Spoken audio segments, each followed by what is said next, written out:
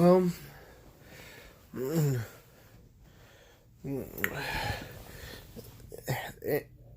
Leon, how goes our status charge on the ship, by the way? Nothing much right now. Oh, come on. Bendy. Right now, I'm checking out the... I think after this mission, after we complete our mission, I think we can be due for maintenance in a couple of months from now. All right. Well, it's time. You ready? I'm ready. Hi, everybody. I'm Bendy. I'm Alice, and hi everyone. I'm Alice, and I'm Boris. Well, welcome to today's reaction. Welcome to another reaction. Today we're going to be reacting to another video. We're going to be starting on a series is related to Science Month called the Fallout Storyteller series. We're going to begin with the prologue series, The Great War. This is going to be interesting, and of course the video was by none other than the channel ShotyCast. We will leave a link in the description down below. You ready, guys? We're ready. Let's get to it then. The link will be down in the description down below. And please support ShotyCast as well as the others. As well as the...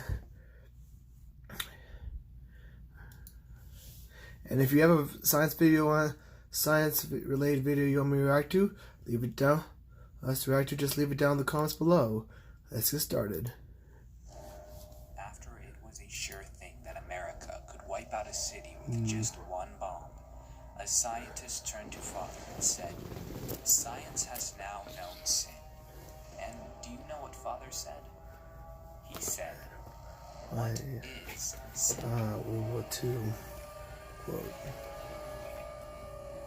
The discovery of the atomic bomb in the 1940s has given humanity a question the Fallout series has strived to answer. If ever there would come a day when mankind possessed the capacity to destroy himself, what would come of us? Some predict that this is where our story ends. Yet what if it was only another bloody chapter of human history? You've experienced the Fallout series in your own way, but want to learn more about its story.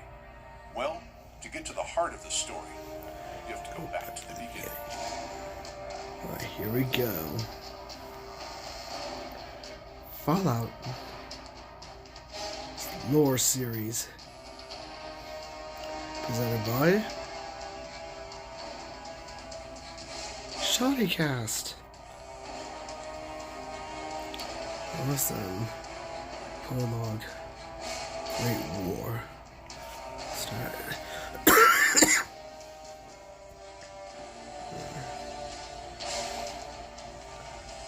Change comes to all nations. Yes, it does. Early 20th century, the great powers of the old world thought that their rule would never end. Oh, yeah. The Tsars of Russia met their downfall at the hands of a bloody revolution. The Cold War. Western Europe fought a great war against fascists who sought to build a Reich that would last 1,000 years. It failed. It crumbled in less than a decade. Oh, yeah. The Japanese believed their imperial rule was eternal, yet they were the first to have their pride seared away by atomic fire. Yep. The United States of America emerged as the world's great power by the 1950s. Nuclear arsenals ensured that open warfare was a thing of the past, and soon after, America entered a Cold War with their enemies. Oh, yeah. It was a long, uneasy peace, a perpetual status quo, as though the world were freeze-dried and sealed in a vault for a century.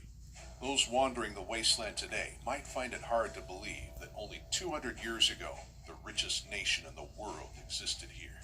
No death claws, no super mutants, no ghouls.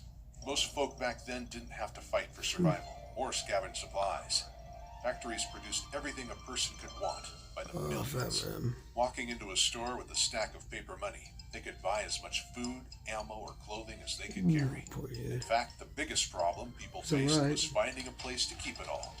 Highways stretched 3,000 miles from coast to coast, with roadside diners selling fresh burgers made from something the old world called a cow. Yep. Riding in gas-guzzling Chrysler cars and drinking ice-cold soda pop, the Americans enjoyed their prosperity for generations, secure in their belief that their way of life would never alter, that they would never be forced to evolve. Change came slowly at first, and it was welcomed. People weren't satisfied just having a house where fresh water came right out of a pipe in the wall. No, they wanted more. Always more. They wanted robots to do their work for them. They needed electronic computers to do their thinking for them. Companies like Robco filled the demand for domestic robots so that citizens didn't have to lift a finger. A robotic Mr. Handy could walk the dog, do the laundry, and watch over the kids too, giving mom and dad free to spend an evening on the town, or to watch the latest show on the old Radiation King television set. Of course, all these newfangled technological wonders needed power to run. Gasoline had been plentiful for over 100 years, but the Earth had started to run dry by the middle of the 21st century. More and more of the power came from atomic energy, and thanks to companies like General Atomics, there were atoms to spare for decades to come. Cities lit up, robots kept on humming, and computer monitors kept glowing. Some factories even started turning out atomic-powered cars with fuel cells that still have some juice in them today. So don't go using those rusted old Corvegas for target practice. Nope. Factories churned out toys for the kids, teddy bears, tricycles, and comic books by the ton. Dad could mix his rum with a bottle of Nuka-Cola, and Mom had new spring fashions every year. Shelves were filled with snack cakes, canned meats, and sugar-coated cereals. All of it pumped full of preservatives so that it would stay fresh forever, and Mom wouldn't have to take so many trips to the grocery store. When it came to consumption, the Americans were the best. Yet, even with the increased use of atomics, there wasn't enough energy for the billions of people across the world. Oil was more precious than ever, and the petroleum-rich countries of the Middle East sold their dwindling supplies at ever higher prices. Eventually, the wells ran dry in most of the world. The uranium mines were scraped clean, but no one wanted to give up their shiny new technology. Change had come, and with it, war. The Middle East war is used always their never limited good. uranium stock to power reactors for a few decades, but instead, they squandered it on weapons to settle old scores. Bad The European idea. Commonwealth had been proud of how they had joined together in one glorious unified state. It didn't take long before they turned on each other, scrambling for the last drops of oil within their borders. Alaska, with its abundance of natural resources, remained the source of America's power, and the only place on Earth where oil still flowed. The far-off territory was a tempting target for a desperate China. The Americans foresaw invasion and fortified Alaska, but nothing could deter China from capturing Anchorage. With the two remaining superpowers at war, Canada was trapped in the middle and soon annexed by their neighbors to the south. Allegedly, this was so that the entire continent could be one continuous nation allied against the Chinese invaders. But Canadians viewed it as a ruthless bid for America to retain control of the world's remaining oil supply. The resource wars would come to American soil. In a resource war, the winner will always be the side that fights most efficiently. China used the greatest minds of the East to create stealth technology that allowed their recon teams to infiltrate and assassinate while remaining completely undetected, taking down high-value targets with a single shot. America had its own brand of eccentric genius. With the power of the atom in hand, unbridled American engineers created scientific marvels the rest of the world couldn't have imagined. The flood of consumer electronics that had flooded American stores were only the beginning of the wonders created by the likes of Robco and Poseidon Energy, whose true focus was the development of new weapons that could replace the inefficient tools of warfare used in past decades. Combat robots, energy weapons, and cybernetics entered the war as America sought to retake Anchorage. Battles were fought by daring men who fired nuclear warheads from shoulder-mounted crossbows. Cyber dogs with the brain of a loyal hound encased in an unyielding titanium body. Even robot butlers hovered across battlefields, armed with plasma guns and flamethrowers. There was even a plan to engineer a new breed of mutant super soldiers, but it was the creation of power armor that ensured American victory. Power armor combined the mobility of an infantry soldier with the resilience of a tank and the firepower of an entire squad. Fueled by microfusion cells, these elite troops could inflict crippling strikes on Chinese military assets using a fraction of the resources of conventional military units. Early models of power armor were devastating enough, but after a decade of refinement, the T-51B power armor represented the height of pre-war combat technology. With the aid of these perfected armored suits, America quickly liberated their territory from the Chinese. In the modern day, the T-51B has become a symbol of the Brotherhood of Steel, but centuries ago, it was the final majestic icon of American exceptionalism. By autumn of 2077, the overt conflicts in the Pacific were finished, and most Americans were so tired after a decade of war that they genuinely believed peace had arrived. The paranoid, or perhaps just perceptive, began stocking their bomb shelters, knowing that China would not simply slink away across the ocean in defeat. A final confrontation was coming. In an effort to preserve at least part of humanity from the inevitable end that approached, a secret enclave of America's elite set about ensuring survival at all costs. Survival. Victory, rebuilding, no longer viable options. Their full intent is lost. So the tournament wasn't done yet. Documented plans include taking refuge within a mountain or an oil rig, and even launching a ship into space to find a new planet to colonize. The modern enclave claimed to be the descendants of that last group of America's elite.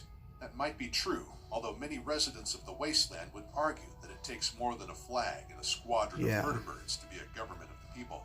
Regardless of whether or not the enclave's claims are true, the majority of America's population did not have access to offshore bases or secret mountaintop fortresses. Right. Fortunately, for 100,000 of them, the Vault Tech Corporation provided access to radiation-proof shelters that could each keep about 1,000 people safe while waiting for conditions on the surface to calm down.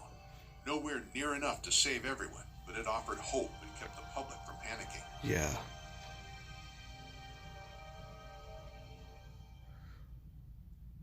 On October 23rd, 2077, alarms rang across the United States, signaling an attack.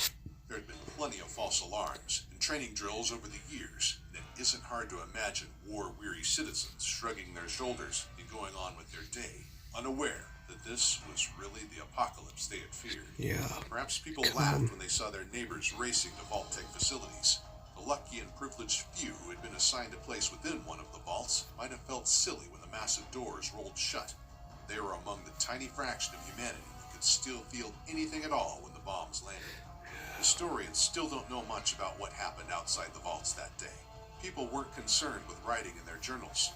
Hard as it is to believe, there are still ways to hear first-hand accounts of the pre-war times. The sources aren't exactly reliable, though. How so? A few rotten old ghouls claim to have been alive back then. Most of them are just telling tales, hoping to get someone to talk with them for a while. There are a few scientists who managed to preserve their brains in jars before the war, too. Some of those old brains are still alive today and might be able to discuss the old days, assuming that any of them are still sane after being a disembodied brain for 2 centuries. The right medical equipment has kept at least one person alive since before the war. Trouble is, a man with that kind of will to live isn't going to take chances by chatting with strangers. Knowing how people lived before the war can help the wasteland tremendously.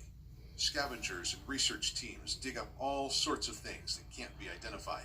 Any rusty old box could hold an ancient secret to providing clean water, or fresh food, or limitless electricity to the wasteland. At the very least, the modern world could learn from the mistakes of the past. The Americans never truly believed that their way of life could come to such an abrupt end. But change comes to all nations, to all people, all ways of life. The only constant in man's struggle for survival is war. Because war never changes. Big theme throughout the universe, Vault universe. That was actually a good episode. That was another good episode. What do you think? Yeah, I enjoyed it. Well, guys, that was the Fallout. That was the beginning of the Fallout series, everyone. The Fallout Storyteller series. I'll link it down in the description below. I hope you guys support them, and as usual, guys, we'll see you next time for Science Month.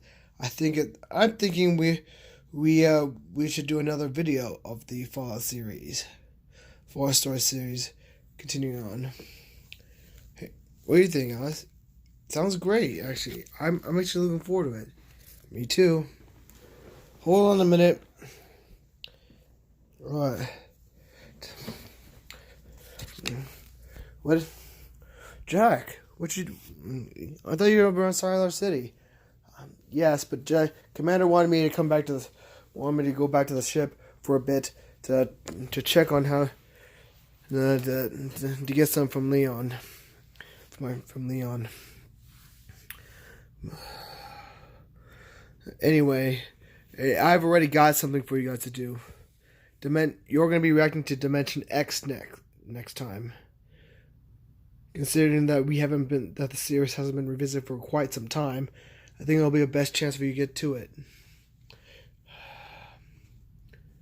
All right, is it a video? Actually, old time radio. Interesting. Well, stay tuned for next time then, I guess, for Dimension X on Science Month. Till then, bye everybody. See ya. Bye.